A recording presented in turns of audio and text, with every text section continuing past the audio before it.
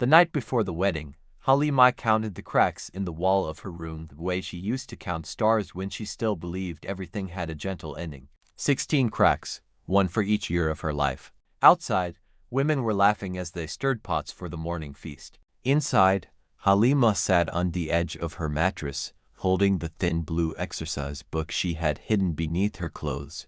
On the first page, written in careful letters, were the words her teacher once circled in red. "You have a strong mind. Protect it." Her mother came in quietly. "You should sleep," she said. Halima nodded, because she had learned that nodding made difficult things move faster. When the door closed again, Halima stood. Her small bag was already prepared: one dress, a piece of bread, and the blue book. She moved through the back of the house, past the goat pen, past the mango tree where she and her brothers used to play. The air was cool. For a moment, she almost turned back, but then she remembered the man's voice from the afternoon before, heavy and certain. She will learn to obey. Halima stepped into the dark, and did not stop walking. By sunrise, the house was full. Women arrived with wrapped gifts. Neighbors filled the yard. The groom's family parked their car at the gate. Halima's mother went to wake her. The mat was empty. The blue curtain by the window lifted in the breeze.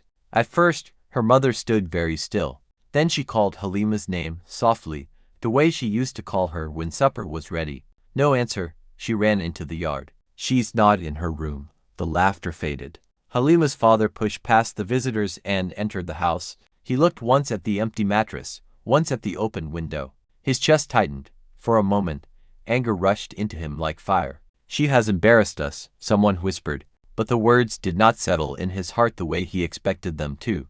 Instead, a different memory rose. Halima at 8 years old, standing on a stool and reading aloud for the first time, her eyes bright with fear and pride. While the village searched the paths and fields, Halima walked alone along the main road, her feet burning and her bag cutting into her shoulder. She did not cry. She was afraid that if she did, she would turn around. When a truck stopped and the driver offered her a ride to the town, she climbed in without asking where he was going.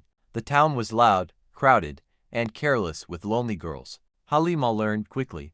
She cleaned floors in a small shop for coins. She slept in the back room on a folded sack. At night, she pressed her blue book to her chest and whispered lessons to herself so she would not forget how words were shaped. 2 weeks later, he traveled to town. He searched the streets until he found the small shop with its dusty doorway and narrow shelves. Halima looked up when the bell rang. For a second, neither of them moved. She had imagined this moment many times. In every version, she was either running away again or shouting. Instead, she simply stood. Her father's hair looked grayer. "I wanted to protect you," he said. His voice cracked. "But I protected my name instead." She returned to her work, to her small rented room, to the evening classes she now attended 3 times a week. She was still alone, but she was no longer running. And somewhere behind her, in a quiet house that once believed control was love, a family finally understood that forcing a girl into a life she did not choose was the moment they lost her and the moment they learned how deeply wrong they had been.